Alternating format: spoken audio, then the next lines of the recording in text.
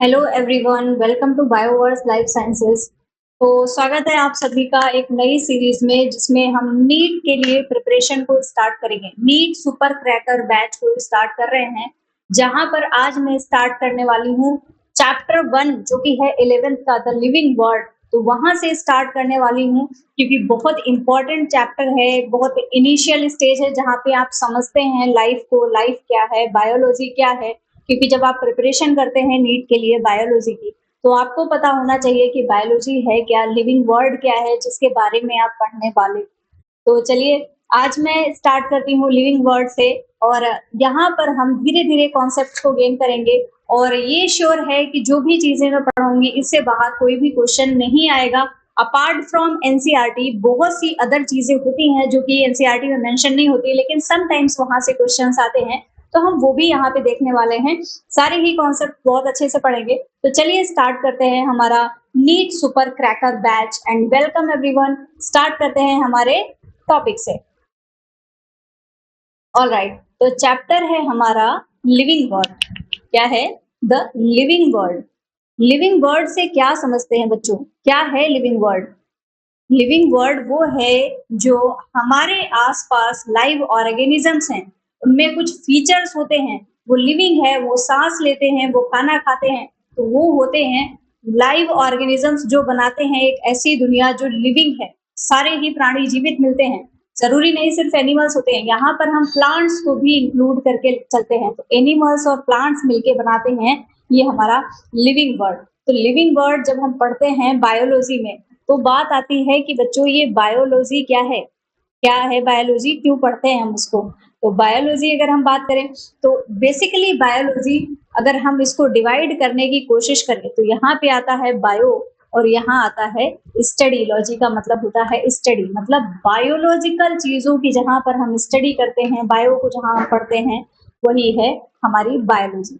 Biology हमें बताती है कि हाउ लाइफ बिगन, जो जीवन है उसकी उत्पत्ति कैसे हुई, उसकी शुरुआत कैसे हुई, ये वर्क कैसे करती है, जो हमारा जीवन है वो कैसे काम कर रहा है, क्या क्या चीजें वहां पे हो रही हैं, और ये चेंज कैसे हो रहा है। बहुत सारे परिवर्तन होते हैं, इवोल्यूशन होता है, धीरे धीरे चेंजेस होते रहते हैं।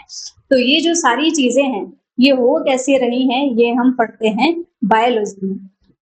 अब बात आती है जब बायोलॉजी हम पढ़ते हैं तो बेसिकली जो हमारा इनिशियल कॉन्सेप्ट है, तो उसके आधार पर खासकर जब हम नीट की प्रिपरेशन करते हैं तो बायोलॉजी को हम दो ब्रांचेस में डिवाइड कर देते हैं बच्चों, जिसको कि हम बोलते हैं जूलॉजी, जूलॉजी एंड बॉटनी। दो ब्रांचेस होती हैं बायोलॉजी की। ये स्पेसिफिक है जो जूलॉजी है, जूलॉजी में हम पढ़ते हैं हमारे एनिमल्स के बारे में, और जो बॉटनी है, बॉटनी में हम पढ़ते हैं हमारे प्लांट्स के बारे में। एनिमल्स हो चाहे प्लांट्स हो, सारे ही लिविंग है, मिलकर वो लिविंग वर्ल्ड को बना रहे होते हैं। अच्छा, जब हम बात करते हैं लिविंग वर्ल्ड की, तो और जूलॉजी एंड बॉटनी की, तो बच्चों टर्म यहाँ पे भी एक बात आती है कि ये टर्म्स किसने दी। जूलॉजी जो टर्म था वो दिया था एरिस्टोटल ने, और जो बॉटनी टर्म था वो दिया गया थियोफ्रेस्टस के द्वारा। थियोफ्रेस्टस ने बॉटनी का टर्म दिया।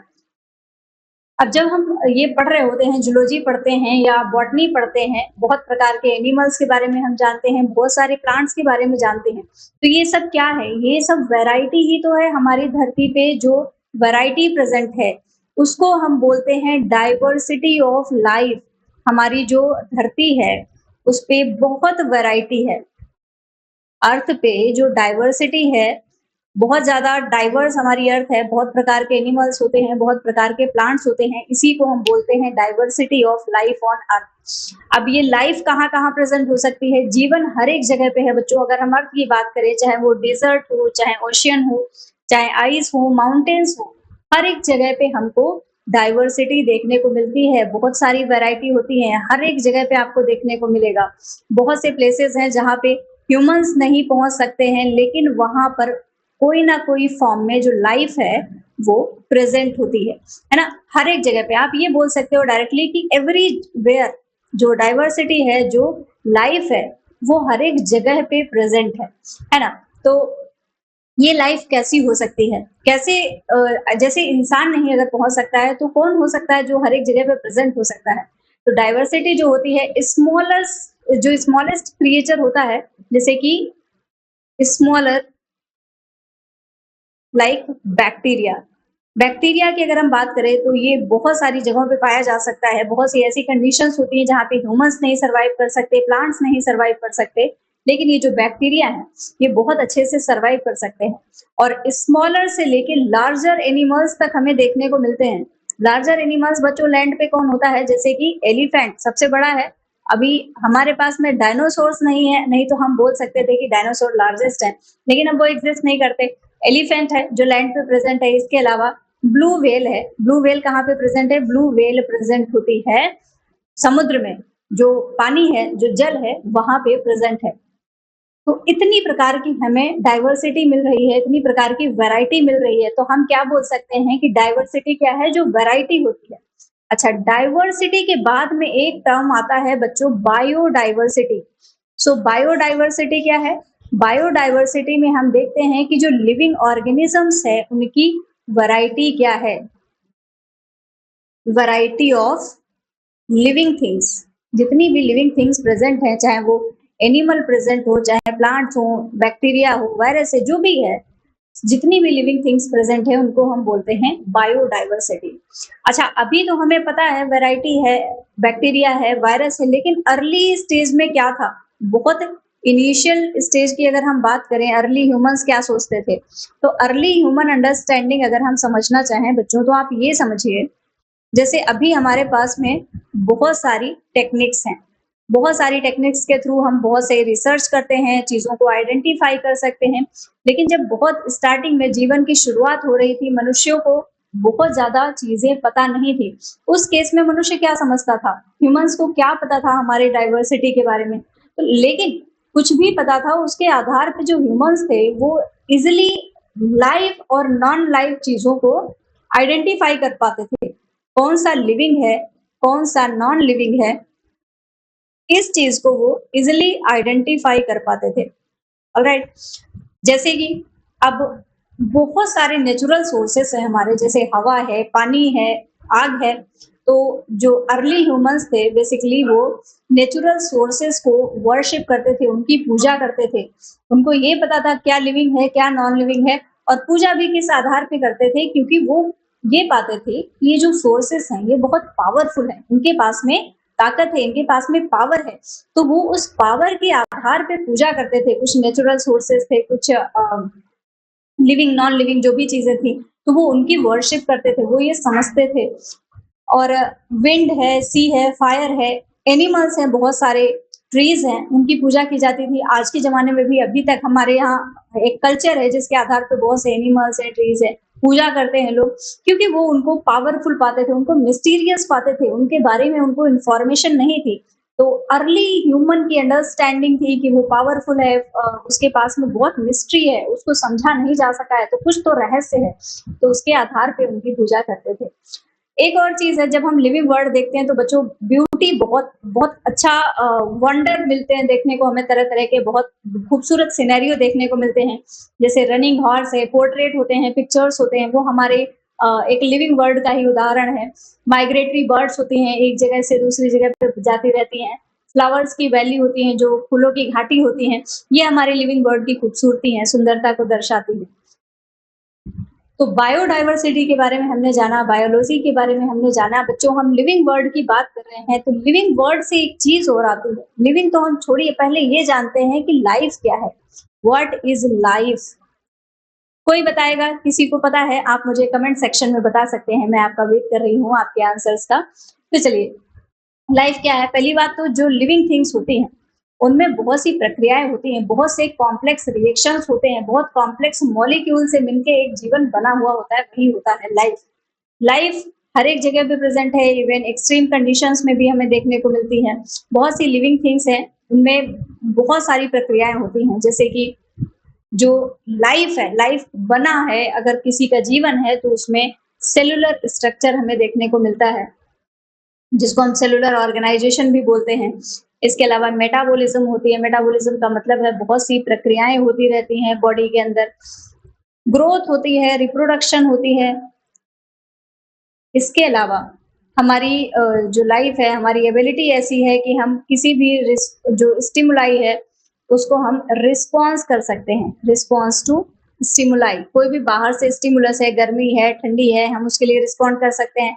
हमारे अंदर कॉन्सियसनेस भी होती है। अगर कोई भी लिविंग है तो थोड़ा बहुत उसके अंदर कॉन्सियसनेस भी प्रेजेंट होगा, वो अपने बारे में जानता होगा। इसके अलावा होम्योस्टैसिस होती है, हमारी एक एबिलिटी होती है कि हम टेम्परेचर को मेंटेन कर सकते हैं। हमारी जो बॉडी होती है वो इस तरीके से बात करती है, और साथ ही साथ में जो लाइफ है वो एडाप्टेशंस के लिए भी तैयार रहती है। कहीं नई जगह पे पहुंचे या फिर समय के साथ में अगर परिवर्तन जरूरी है तो वो परिवर्तन भी होता रहता है। तो ये तो रहा एक बेसिक इंट्रोडक्शन हमारा लिविंग वर्ड का, हमारी जो लाइफ है उसका। तो जब हम लिविंग की बात करते हैं तो बच्चों लिविंग क्या है? लिविंग क्या है? वो ऑर्गेनिज्म है जो कुछ एक फीचर्स शो करते हैं जो नॉन लिविंग शो नहीं करते। सम फीचर्स आर लाइक, अगर हम लाइफ की बात करते हैं तो कुछ डिफाइनिंग कैरेक्टरिस्टिक्स होते हैं, कुछ नॉन डिफाइनिंग कैरेक्टरिस्टिक्स होते हैं। तो यहाँ पे अगर हम लिविंग जो होते हैं उनके अगर हम कैरेक्टरिस्टिक्स के बारे में जाने, कैरेक्टरिस्टिक्स ऑफ लिविंग, तो यहाँ पे बच्चों हमें दो तरीके के इनके कैरेक्टरिस्टिक्स देखने को मिलते हैं। एक होता है डिफाइनिंग और दूसरे होते हैं नॉन डिफाइनिंग। नॉन डिफाइनिंग, अब डिफाइनिंग एंड नॉन डिफाइनिंग का क्या मतलब है? बहुत अच्छा कॉन्सेप्ट है ये, समझने की कोशिश करिएगा। डिफाइनिंग फीचर्स बच्चों वो होते हैं कि अगर लिविंग ऑर्गेनिज्म होगा तो सभी में ये प्रेजेंट ही होगा, present in all living organisms. जितने भी लिविंग हैं उनमें वो फीचर प्रेजेंट ही होगा। ऐसा नहीं होगा कि कोई लिविंग ऑर्गेनिज्म है और उसमें वो फीचर प्रेजेंट नहीं है। और नॉन डिफाइनिंग ऐसे है, मे बी प्रेजेंट और मे नॉट बी प्रेजेंट। इसको हम बोल सकते हैं प्रेजेंट इन ऑलमोस्ट ऑर्गेनिजम्स। ज्यादातर जो ऑर्गेनिजम्स होते हैं उनमें प्रेजेंट होगा, लेकिन कुछ एक केसेस ऐसे हो सकते हैं जहां पे ये प्रेजेंट नहीं है। तो जो फीचर्स होते हैं लिविंग बीइंग्स के, डिफाइनिंग कैरेक्टरिस्टिक्स होते हैं, वो सब में प्रेजेंट होंगे। और कुछ एक ऐसे होंगे जो कि सारे ही लिविंग में प्रेजेंट नहीं है, कुछ में प्रेजेंट है, कुछ में एब्सेंट भी हो सकते हैं। हम उनको बोलते हैं नॉन डिफाइनिंग कैरेक्टरिस्टिक्स। तो अगर हम defining and non defining characteristics की बात करते हैं बच्चों, डिफाइनिंग का मतलब must be present in all. ऐसा नहीं होगा कि एक में प्रेजेंट है एक में नहीं प्रेजेंट है ना। तो कुछ फीचर्स, चलो सबसे पहले हम देखते हैं नॉन डिफाइनिंग कौन कौन से हैं। तो बच्चों नॉन डिफाइनिंग में आता है growth and reproduction.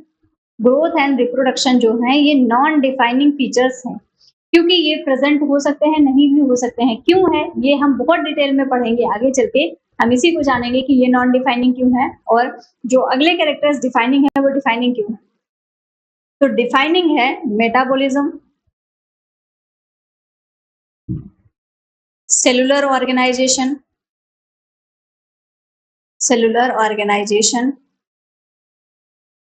And consciousness.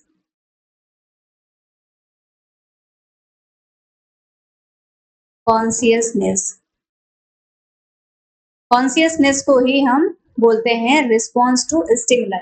अब बच्चों जब हम ग्रोथ की बात करते हैं, चलिए जानते हैं कि क्यों ये डिफाइनिंग है, क्यों डिफाइनिंग नहीं है। तो जो ग्रोथ होती है जैसे एनिमल्स में हो रही है, ठीक है, प्लांट्स में हो रही है, ठीक है, लेकिन कोई एक माउंटेन है, उस माउंटेन पे बाहर से मटेरियल इकट्ठा होता जा रहा है, धीरे धीरे वो ग्रो कर रहा है, उसका साइज बढ़ रहा है। तो अब क्या इस माउंटेन को आप लिविंग कंसीडर कर सकते हैं? हम इसको लिविंग नहीं कंसीडर कर रहे, लेकिन क्या ग्रोथ हो रही है? बिल्कुल, ग्रोथ तो यहाँ पे देखने को मिल रही है। तो इसीलिए ये नॉन डिफाइनिंग माना जाता है, क्योंकि ये लिविंग ऑर्गेनिजम्स में प्रेजेंट है, लेकिन कुछ एक केसेस ऐसे हैं जहाँ पे नॉन लिविंग में भी हमें ग्रोथ देखने को मिलती है। साथ ही साथ अगर हम रिप्रोडक्शन की बात करें तो जैसे कि रिप्रोडक्शन क्या होता है, जो एनिमल्स होते हैं, प्लांट्स होते हैं, वो अपने जैसे ऑफस्प्रिंग्स को प्रोड्यूस करते हैं।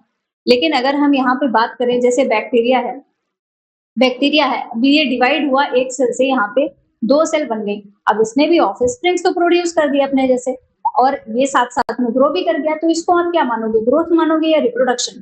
तो थोड़ा सा यहाँ पे ये कंफ्यूजन आता है कि इसको आप ग्रोथ कंसीडर करेंगे या फिर रिप्रोडक्शन कंसीडर करेंगे। इस वजह से इसको नॉन डिफाइनिंग प्रॉपर्टी माना जाता है। लेकिन जो डिफाइनिंग फीचर्स हैं जैसे कि मेटाबॉलिज्म का मतलब है हमारी बॉडी के अंदर जो भी रिएक्शंस हो रही हैं, एनाबोलिज्म है, कैटाबोलिज्म है, लाइक कुछ सिंथेसाइज हो रहा है हमारी बॉडी में, कुछ चीजें टूट रही हैं, ब्रेक डाउन हो रहा है, जैसे कि डाइजेशन हो रहा है। तो अगर कोई भी लिविंग है तो उस लिविंग के अंदर मेटाबॉलिज्म तो हो ही रही होगी, कोई ना कोई प्रकार की जो रिएक्शंस हैं वो तो हो ही रही होंगी, इसीलिए ये डिफाइनिंग फीचर होता है। साथ ही साथ में सेलुलर ऑर्गेनाइजेशन प्रेजेंट होगा, मतलब चाहे वो एनिमल हो, चाहे वो प्लांट हो, चाहे वो बैक्टीरिया हो, भले ही एक ही सेल हो लेकिन उसमें सेल तो प्रेजेंट होगी ही होगी, क्योंकि सेल जो है वो हमारी फंडामेंटल और स्ट्रक्चरल यूनिट होती है, उसके बिना तो काम चल ही नहीं सकता है। इसीलिए जो सेलुलर ऑर्गेनाइजेशन है अगर लिविंग है तो उसमें सेल्स प्रेजेंट ही होंगी, इसीलिए इसको भी डिफाइनिंग कैरेक्टरिस्टिक माना जाता है। नेक्स्ट आता है कॉन्सियसनेस। कॉन्सियसनेस का मतलब है कि जो समझदारी होती है, आसपास की चीजों को सेंस करने की एबिलिटी होती है, उसको हम बोलते हैं कॉन्सियसनेस। तो अगर कोई भी लिविंग ऑर्गेनिज्म है उसके अंदर इतनी क्षमता होती है कि वो अपने आसपास के वातावरण को सेंस कर सकता है, ठंडी गर्मी महसूस करना या आसपास में जो चेंजेस हो रहे हैं उनको महसूस करना, तो वो सारी चीजें हमें लिविंग ऑर्गेनिजम्स में देखने को मिलती हैं। इसीलिए ये जो कॉन्सियसनेस है इसको भी डिफाइनिंग कैरेक्टरिस्टिक माना जाता है। अब ये जो defining and non defining characteristics हैं बच्चों, इनके बारे में थोड़ा सा हमें डिटेल में पढ़ना रहता है, क्योंकि ग्रोथ कई प्रकार से होती है, रिप्रोडक्शन कैसे हो रहा है, तो उनके बारे में हम पढ़ेंगे नेक्स्ट सेशन में। ये था एक इंट्रोडक्टरी सेशन लिविंग वर्ल्ड के लिए, तो बने रहिए हमारे साथ में और हम पढ़ेंगे पूरा चैप्टर अच्छे से। और ये बात को एश्योर कराना चाहती हूँ कि इसके बाहर जो भी कॉन्सेप्ट यहाँ पे डिलीवर किया जाएगा उसके बाहर नीट में क्वेश्चन आने की कोई भी संभावना नहीं है। So thank you everyone for watching, मिलते हैं नेक्स्ट क्लास में।